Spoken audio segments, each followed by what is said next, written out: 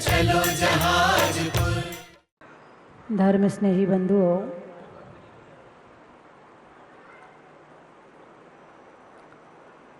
शिक्षा हमारे जीवन की सोच को बदलती है। शिक्षा हमारे जीवन के पहनावे को बदल देती है। शिक्षा हमारा भोजन बदल देती है और शिक्षा हमारा आचरण बदल देती है। अंग्रेजों ने क्या काम किया? स्कूल खोले। क्या खोले? स्कूल खोले। अंग्रेजों ने क्या किया? स्कूल खोले। तो उन्होंने क्या बदल दिया? हमारे बच्चों के मन में यीशु के प्रति श्रद्धा जागृत कर दी। ये कह दिया कि भगवान तो केवल एक ही है। तुम जितना नहीं सिखा पाए उन्होंने स्कूल में सिखा दिया।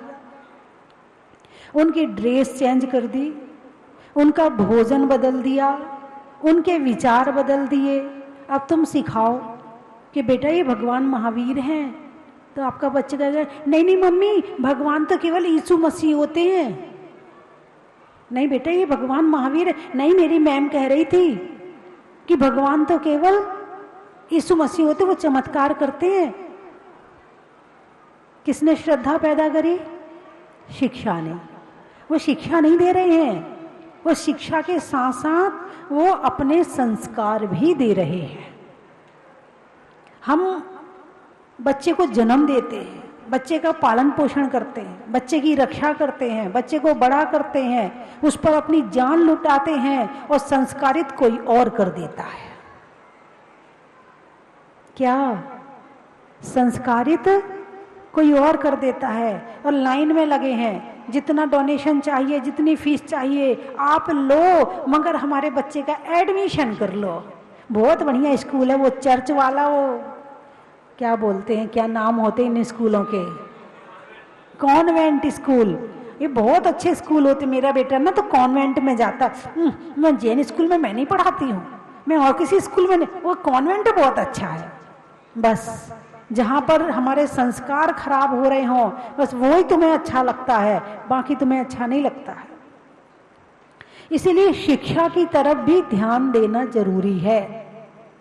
आप सभी विद्वान हैं। कौन है? अरे बोलिए ना, विद। विद यानी जानना, विद यानी ज्ञान, और वान ज्ञानवान। ज्ञानवान को कहते विद्वान। तो आप लोग विद्वान हैं ना? अपने आप को मानते हो कि नहीं मानते हो? अरे हाँ या ना कुछ तो बोलो। मानते हो ना? हैं? अब विद्वान को ज्ञान होना बहुत जरूरी है। और यहाँ मैंने कहा कि अभी ज्ञान, शिक्षा इंसान की सोच बदलती है, इंसान के वस्त्र बदलती है, इंसान की भोजन बदल देती। अब स्कूल में बच्चे जाते, बोले ये धागा काटो, जो हमारे यहाँ विधान में कलावा बांधते हैं, बोले ये काटो, क्योंकि उनके यहाँ पर नहीं पहना जाता है। तो वो ही संस्कार दे रहे हैं कि नहीं पहनना चाहिए, सब बेकार है, सब फालतू है, कुछ नहीं होते भगवान, ये बांधने से कुछ नहीं होता है। वो उनके अंदर संस्कार भर रहे हैं। तुम बच्चे को मेहंदी लगाओ तो स्कूल में आना मना है, मेहंदी नहीं लगा सकते आप, स्कूल में मेहंदी लगा के नहीं आ सकते। क्यों? क्योंकि उनके विदेश में मेहंदी नहीं लगाई जाती है, इसलिए वो मेहंदी भी नहीं लगाने देते हैं। और भी कई तरह की चीजें हैं कि जो संस्कार बचपन से ही खत्म हो रहे हैं, बच्चों की श्रद्धा ही खत्म हो रही है। तुम्हें नहीं पता कि बचपन में जो पिला दिया जाता है वो जिंदगी भर चलता है, और तुम पिला नहीं पा रहे हो, कोई और पिला रहा है। तो विद्वानों का कार्य है कि बच्चों के अंदर संस्कार देना। अब वो संस्कार कैसे दे? आप विचार करो। यदि एक कमरे में दीपक रखा है और 2 कमरा इधर हैं और 2 कमरे इधर हैं, तीनों के दरवाजे लाइन से हैं, और बीच में हमने दीपक रख दिया, तो उजाला कहाँ तक पहुँचेगा? अरे बोलिए ना, दोनों तरफ पहुंच जाएगा। लास्ट में रखोगे तो भी 4 में पहुंच जाएगा। यानी एक दीपक 4-5 कमरों को प्रकाशित कर सकता है। ऐसे ही एक गांव में यदि एक विद्वान होता है तो वो अपने पूरे नगर को प्रकाशित कर सकता है।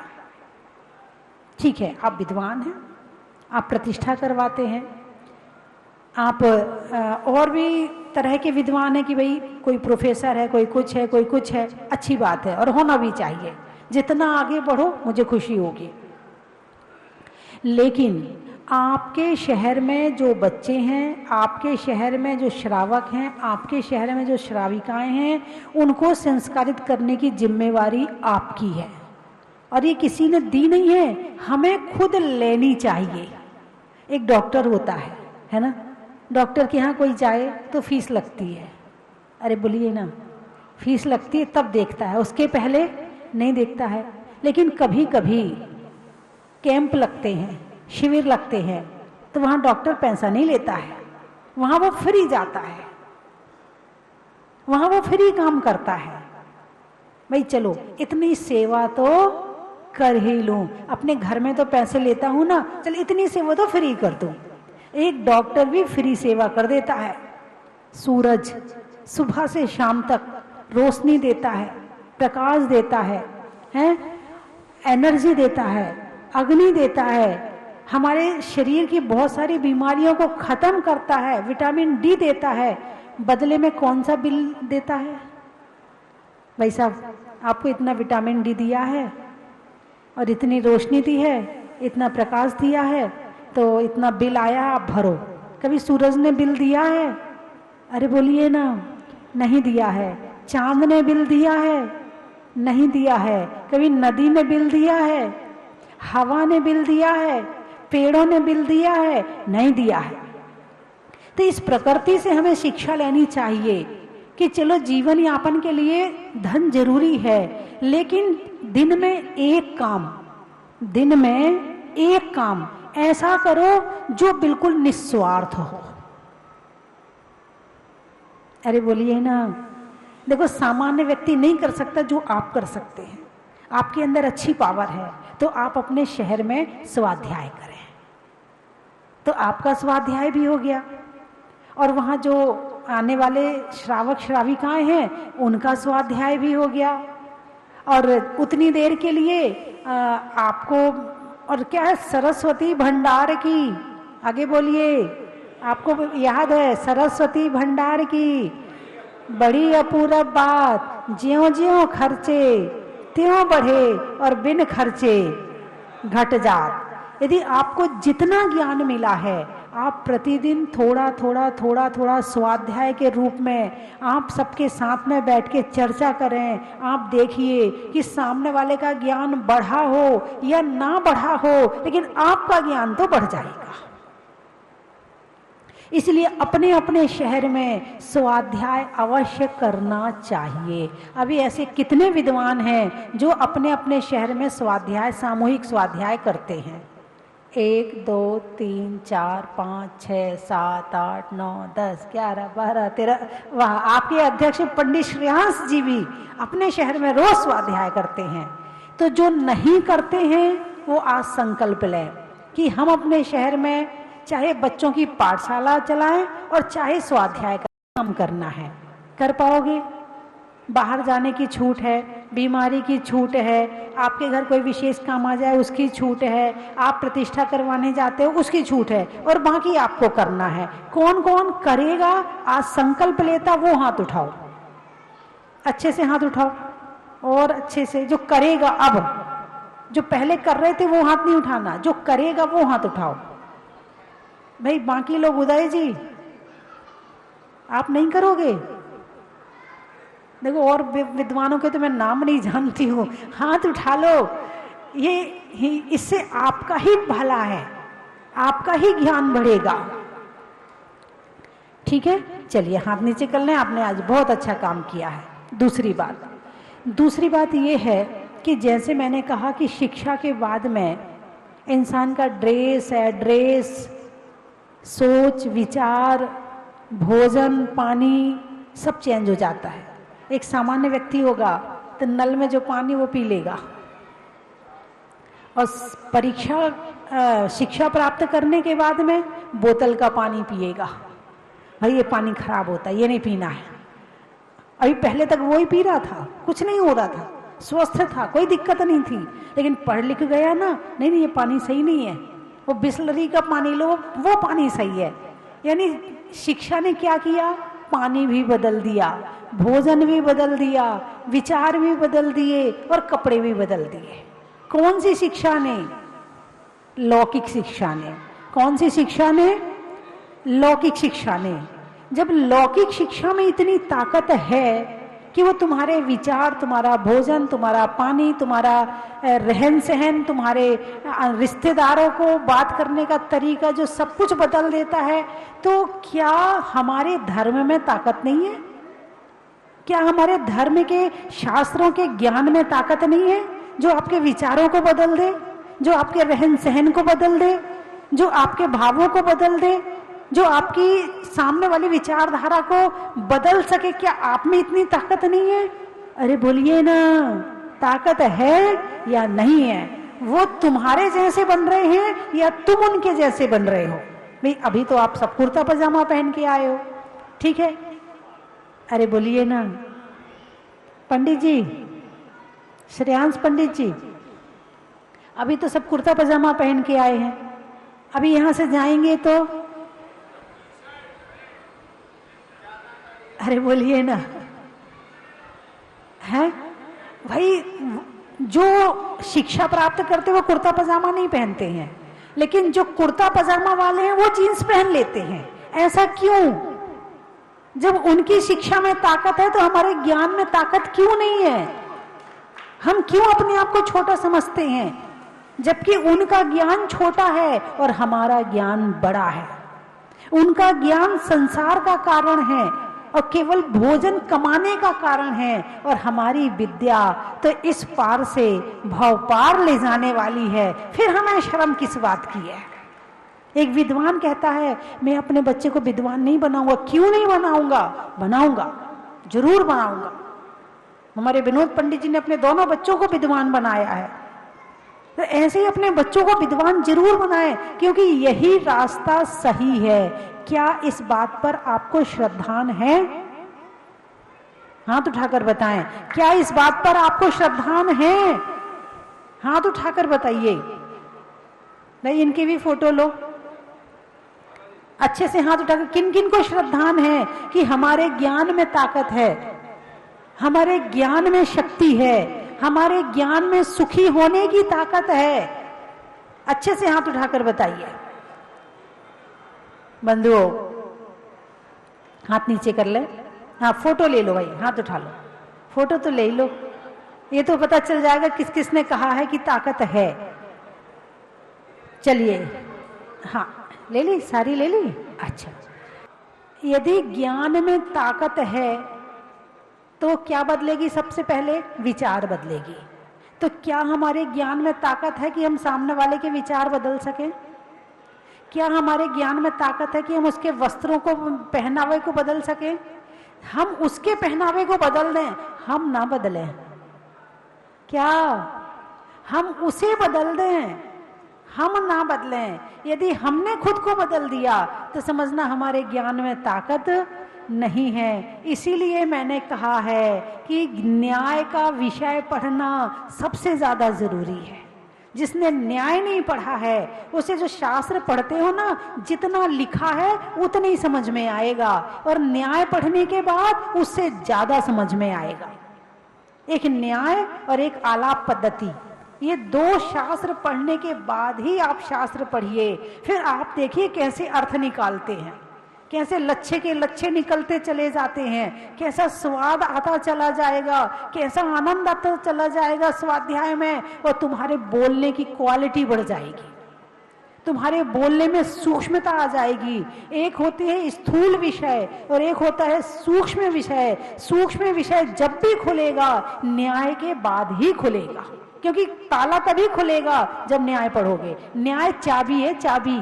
जिसने न्याय की चाबी से अपने दिमाग का ताला नहीं खोला है वो बहुत मोटा सोच रहा है। बहुत स्थूल में है, और जिसने न्याय पढ़ लिया वो सूक्ष्मता को पकड़ पाएगा। और जैन धर्म तो इतना सूक्ष्म है, इतना सूक्ष्म है, और अंदर जाओ और अंदर जाओ और अंदर जाओ।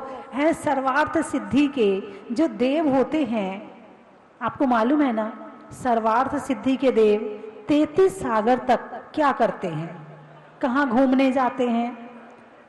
भोजन करते हैं, नहाते धोते हैं, क्या करते हैं? कुछ नहीं करते हैं। सोते हैं? सोते भी नहीं है, तो क्या करते हैं? 33 सागर तक अनवरत, बिना थके, बिना कुछ किए 33 सागर तक केवल चर्चा करते हैं, धर्म चर्चा करते हैं। और ऐसी चर्चा करते हैं कि एक चर्चा दोबारा नहीं होती है। तो क्या चर्चा होती होगी? यदि उसको जानना हो तो न्याय पढ़ो। क्या उसको जानना हो तो न्याय पढ़ो। और न्याय पढ़ने के बाद जब आप इतना सूक्ष्म सोच लेते हो तो भगवान महावीर का ज्ञान और कितना सूक्ष्म होगा। वास्तव में यदि ज्ञान का आनंद लेना आ जाए ना, तो ये सारे सटरस फीके पड़ जाएं। दिमाग ही ना जाए किसी से शिकायत करने में, दिमाग ही ना जाए किसी से ये कहने में कि तुमने ये नहीं किया, तुमने वो नहीं किया। न्याय पढ़ने के बाद तो मन ऐसा हो जाएगा, ऐसा आनंद आएगा कि बस जिसकी कल्पना नहीं कर सकते। तो वस्त्र, सबसे पहले आप किसी भी व्यक्ति को पहचानोगे और देखोगे तो सबसे पहले उसे क्या क्या देखोगे? उसके वस्त्र देखोगे। सोच बाद में है, विचार बाद में है, सबसे पहले क्या है? वस्त्र है। आपके वस्त्र से पता चलना चाहिए कि आप विद्वान हैं। आप ट्रेन में बैठे हो तो आपको पता चलना चाहिए कि आप विद्वान हो। बाजू वाला तुम्हें देख के कहे कि नहीं, हमारे बाजू में विद्वान बैठे हैं। जैसे कोई पंडित है, हिंदुओं में तिलक लगाता है, पीले कपड़े पहनता है, कहीं भी जाके बैठेगा, आओ पंडित जी, पूछने की जरूरत नहीं है, आओ पंडित जी, उसे जगह पहले मिल जाएगी। अब तुम हाफ पैंट पहन के घूम रहे हो, तुम्हें कौन कहेगा कि तुम विद्वान हो? अरे अपनी कीमत हमें खुद करवानी पड़ेगी।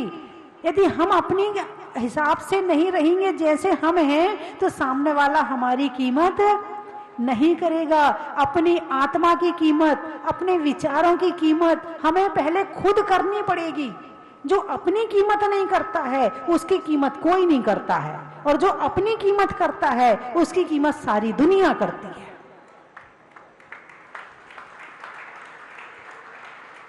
और उस कीमत को करवाने के लिए अपने वचनों का व्यवहार, अपने वस्त्रों का व्यवहार, अपने सोचने का तरीका, अपने बोलने का तरीका, हर चीज से झलकना चाहिए कि आपके पास में ज्ञान है। यदि डब्बे में गर्म पानी होता है तो पानी डब्बा बाहर से हाथ लगाओ, कैसा लगेगा? गर्म लगेगा, है ना? ऐसे हमारे अंदर ज्ञान है और गंभीरता नहीं है। हमारे अंदर ज्ञान है और वस्त्र पहनने का हमारे पास में वो ज्ञान नहीं जो होना चाहिए। हमारे पास बोलने का ज्ञान नहीं है, तो कौन कहेगा कि हम विद्वान हैं? और विद्वान तो दीपक की भांति होता है, जहां रहता है वहां प्रकाश देता है। और दीपक को हमेशा ऊंचाई पे रखा जाता है, कभी नीचे नहीं रखा जाता है। आप किसी को जजमेंट नहीं करते हो। यदि आप अच्छे से रहो तो सारी दुनिया आपको पहले जजमेंट करेगी और आप बाद में करेंगे। लेकिन विद्वान बनने के बाद ये मत भूल जाना कि मैं भगवान का एक भक्त भी हूं, मैं संतों का भक्त भी हूं, मैं देवशास गुरु का भक्त भी हूं। ये मत भूल जाना, सबसे पहले भक्त हूं और बाद में विद्वान हूं। क्या? पहले भक्त हूं। अब तुम्हारे गांव में साधु आए, अब महाराज जी बुलाएंगे तो जाएंगे, ऐसे कैसे चले जाएं? हम विद्वान हैं? अरे बोलिए ना हैं, हम विद्वान हैं। अब साधु हैं तो ठीक है, लेकिन हम तो विद्वान हैं ना, वो बुलाएंगे तभी तो जाएंगे हम। नहीं, यदि संत आए हैं तो दर्शन करने, नमस्कार करने जरूर जाना। और घर में तुम्हारे सहूलियत हो तो चौका भी जरूर लगाना। संतों को जो छठ आवश्यक है, जब आप ही पूरे नहीं करोगे तो श्रावक को क्या उपदेश दोगे? कम से कम छठ आवश्यक आपके तो पूरे होने चाहिए। रात को 12 बजे तक मोबाइल चला रहे हैं, 1 बजे तक मोबाइल चला रहे हैं, मोबाइल में उल्टी सीधी चीज देख रहे हैं, सुबह 8 बजे उठ रहे, ये विद्वान के लक्षण है? नहीं नहीं, आपकी बात नहीं कर रही, ये तो किसी और की बात है। आप सब तो देखो कितनी जल्दी 5:30 बजे उठ के सब नदी किनारे पहुंच गए थे, आपकी बात नहीं, ये तो किसी और की बात है। मैं तो वैसे ही बता रही हूँ, है ना। तो आपका संकल्प होना चाहिए कि आप स्वयं 10 बजे के बाद व्यर्थ में मोबाइल ना चलाएं, और जहां आप प्रवचन करने जाते हैं, जहां आप स्वाध्याय करते हैं, जहां आप पाठशाला चलाते हैं, वहां के बच्चों को भी ये शिक्षा दें कि 10 बजे के बाद मोबाइल नहीं चलाना चाहिए। सबसे पहले आपको छोड़ना पड़ेगा। नहीं नहीं, आपका तो नियम होगा ना। कौन विद्वान है जो 10 बजे के बाद मोबाइल नहीं चलाता? नहीं चलाता वो हाथ उठा ले। व्यर्थ में काम का छोड़ के, भाई जरूरी काम है उसकी तो छूट है, भाई किसी को मैसेज भेजने हैं, कुछ करना है, कोई व्यापारी है तो व्यापार में भी कई बार वो करना पड़ता, उसको छोड़ के अब हाथ उठाइए। कौन कौन 10 बजे के बाद मोबाइल नहीं चलाता?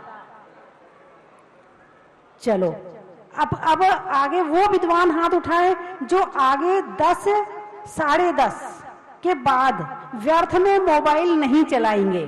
प्रवचन सुन सकते हैं, प्रवचन सुन सकते, प्रवचन की दिक्कत नहीं है। आप अपने काम की चीज देख सकते हैं, उसकी कोई दिक्कत नहीं है। व्यर्थ में जो वीडियो देखते हैं ना, उसका त्याग करवा रही हूं। अब हाथ उठाओ, व्यर्थ में नहीं चलाएंगे। उठाइए उठाइए।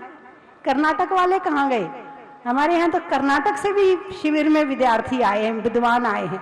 बहुत बढ़िया। अब मैं चाहूंगी, मैंने आपसे कहा था कि यहाँ के विद्वानों को कर्नाटक में तो बहुत बुलाते हो, वहां के विद्वानों को भी यहाँ लेकर के आओ। और शास्त्री परिषद तो 125 वर्ष पुरानी संस्था है। क्या 125 बहुत होते हैं? इतने में तो 2 पीढ़ी निकल गई। 50 75 65 की 2 पीढ़ी। अब इससे ज्यादा नहीं कर सकते ना, 2 पीढ़ी निकल गई। 20-20 की पीढ़ी होती है। अच्छा, 20 साल की एक पीढ़ी होती है, उसके बाद दूसरी पीढ़ी आ जाती है। हाँ ठीक बात, वो नया मेहमान घर में आ जाता है तो अगली पीढ़ी 20 साल के बाद आ जाती है। ठीक बात है। तो पता नहीं कितनी पीढ़ियां निकल गई हैं। 6 पीढ़ी निकल गई 125 वर्ष में। बहुत बढ़िया। तो बंधुओं, आप का बड़ा महान पुण्य है जो आप विद्वान हैं। यानी आप देखो कि कितने ऊंचे उठ गए। पूरे कभी चिंतन किया करो बैठ के इस संसार के ऊपर, ये संसार कैसे चल रहा है, कैसे लोग जी रहे हैं, कौन कहाँ जी रहा है, चारों गति में जीव कहाँ पड़े हैं और तुम किस स्थान पर हो। तो ये पता चलेगा कि तुमने महान पुण्य किया था जो आप इस स्थिति में आकर यहाँ पर बैठे हुए हो। महान पुण्य किया था। उसमें भी समाज आपके साथ में है, शास्त्री परिषद आपके साथ में है, परिवार आपके साथ में है, प्रशासन आपके साथ में है, देश आपके साथ में है। आपके इन कार्यों को करने में कितने लोग आपकी सहायता कर रहे हैं? अरे बोलिए ना, हैं? तो इतने लोग जो हमारी सहायता कर रहे हैं, जो हम पर उपकार कर रहे हैं, क्या हमें उपकार नहीं करना चाहिए? अरे बोलिए ना, क्या हमें सारे काम केवल अपने स्वार्थ के लिए करना चाहिए? नहीं, दिन में एक कार्य निस्वार्थ करना है। चाहे एक को आप त्याग करवा दो, पाठशाला पढ़ा लो, स्वाध्याय कर लो, चाहे ट्रेन में कोई आपके बाजू में बैठा है तो जैन धर्म के विषय में उसे जानकारी दे दो, भगवान महावीर के विषय में जानकारी दे दो। एक काम निस्वार्थ करना है। कौन कौन कर सकता है? हाथ उठाओ। एक दिन में एक काम निस्वार्थ करना है। बहुत बढ़िया, बहुत सुंदर।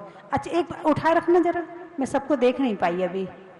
हाँ, बातचीत ना करें। अभी कुछ लोगों ने, अच्छा जो पीछे महिलाएं बैठी, वो ये बात उनके लिए नहीं है क्या? उनको दिन में निस्वार्थ कार्य नहीं करना चाहिए क्या? दिन में एक बार। आगरा वाले बैठे ना, कहाँ वाले बैठे हैं? ये तो पाटन वाले भी हैं और आगरा वाले भी हैं। चाहे कोई भी हो, भले आप यहाँ मंदिर बन रहा है तो मंदिर में आके गर्मी है तो आप भले मजदूर को आके कुछ भी एक शिकंजी पिला दो या कुछ भी कर दो, वो भी आपका इस कार्य में आ जाएगा।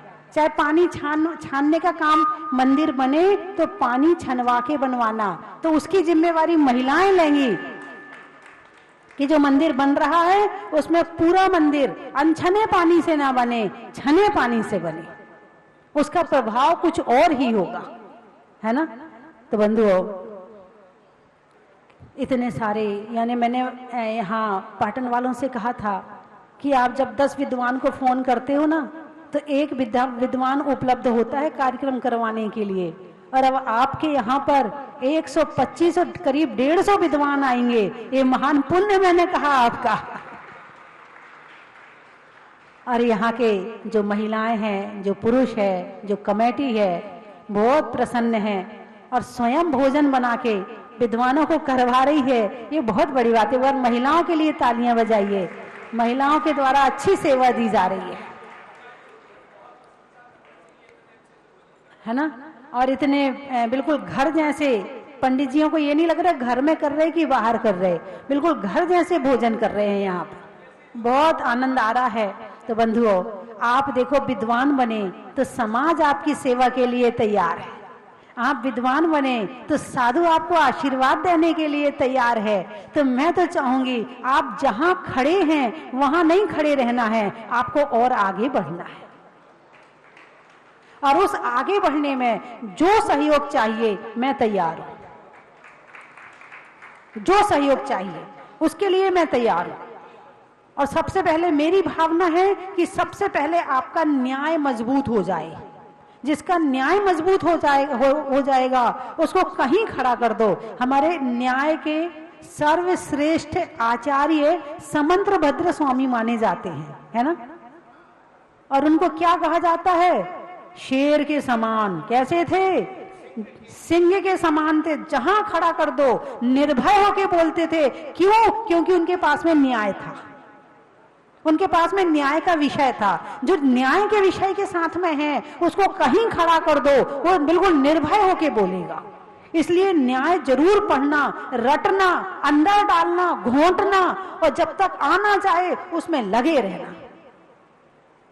और जैसे हमारे अभी पंडित जी ने कहा कि 3 वर्ष में एक न्याय विशारद की डिग्री होती है, तो शास्त्री परिषद की ओर से वो डिग्री आपको दी जाएगी, है ना। और 3 शिविर में आपका आना आवश्यक होगा। उसकी बाकायदा परीक्षा होगी, बाकायदा बिल्कुल जैसे पढ़ाई होती है वैसी पढ़ाई होगी। आप सुदर्शन जी के पास अपना नाम नंबर लिखवा दें। जब भी ये शिविर लगाया जाएगा, और ऐसे समय लगाया जाएगा कि कुछ आपका डिस्टर्ब भी ना हो, है ना, ऐसे समय लगाया जाएगा और आपको बुलाया जाएगा, है ना। और भी जो कोई पढ़ना चाहता है, इसके अलावा हमारे जैन समाज में यदि कोई न्याय पढ़ना चाहता हो तो उसके लिए भी छूट है कि वो आ जाए, और 3 वर्ष तक आना जरूरी रहेगा। और उसमें आप आके न्याय का विषय पढ़ सकते, सबके लिए खुला है। और हमारे गजेंद्र जी, भले आप क्या कहते हैं, ज्योतिषी जी हैं, लेकिन आप भी न्याय पढ़ें तो आपको भी ज्योतिष में आपकी और महारत हासिल होगा, है ना। तो मैं 3 चीजें बोलूंगी, आपको कहना बड़ा ही, बच्चों में बाय बाय का, बड़ों में हाय हाय का, और पढ़ने में न्याय का।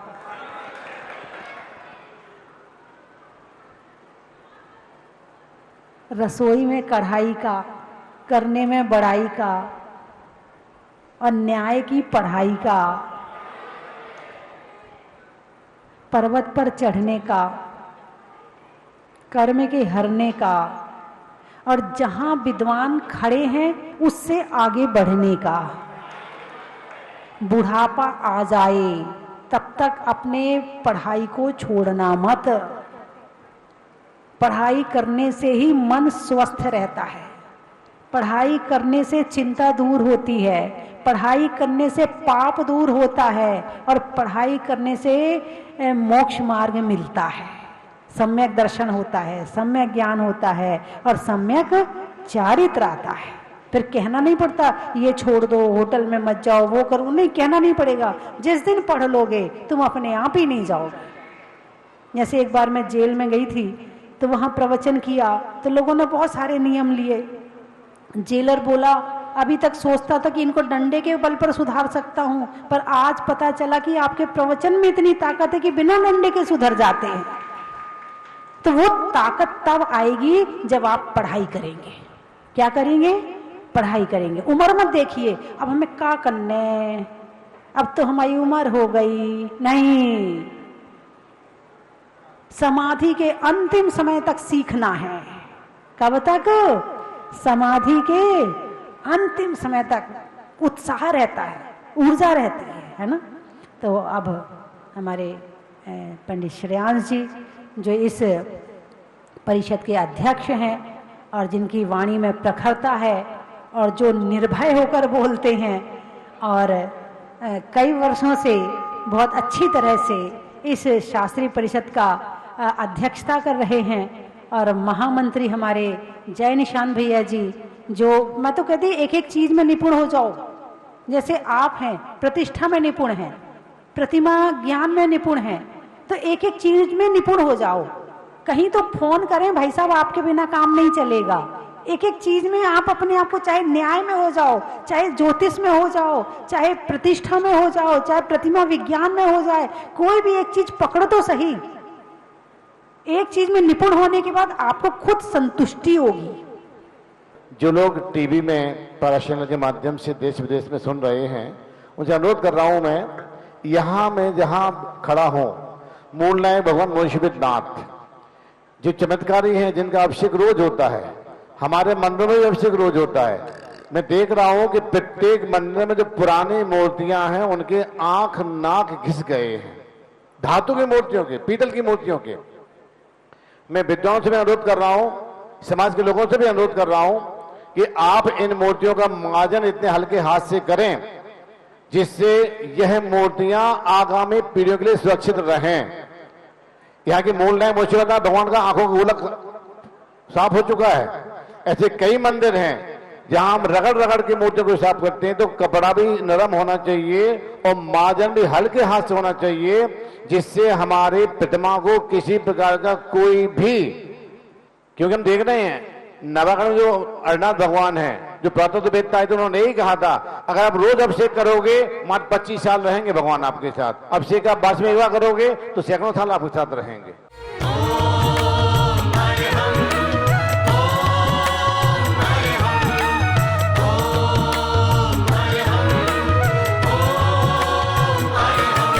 नमोकार मंत्र है महामंत्र, कष्टों से हमें छुड़ाए। नमोकार मंत्र है महामंत्र, कष्टों से हमें छुड़ाए। इस मंत्र को पढ़ने सुनने से जीवन में मंगल आए। इस महामंत्र का जाप करो, ये भव से पार लगाए।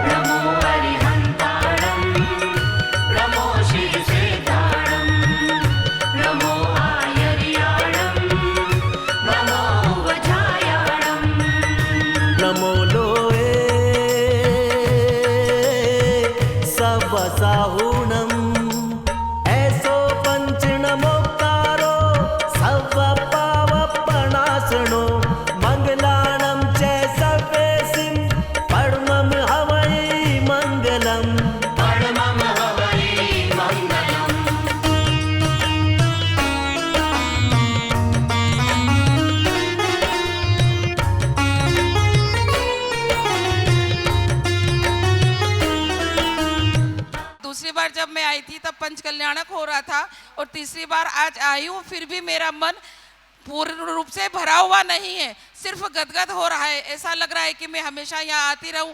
और चलो स्वस्ति धाम, चलो स्वस्ति धाम, आओ स्वस्ति धाम, चलो स्वस्ति धाम, चलो स्वस्ति धाम, चलो स्वस्ति धाम, आओ स्वस्ति धाम, चलो स्वस्ति धाम। स्वस्ति धाम मुझे जाना है, मन में है ये धारणा।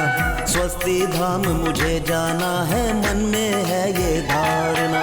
विश्व तीर्थंकर की मूरत हो, चन की थाल को सजाओ रे आज, रत्नों की थाल को भर लाओ रे आज।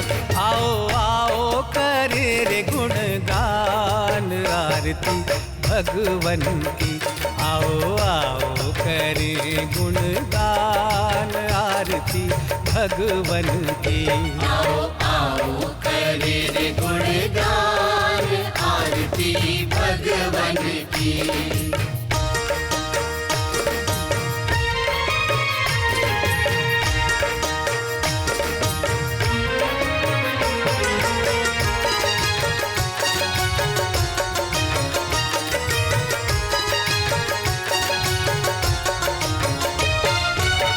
पिता सुमित्र के राज दुलारे, माँ पद्मा जी के नैनों के तारे। पिता सुमित्र के राज दुलारे, माँ पद्मा जी के नैनों के तारे।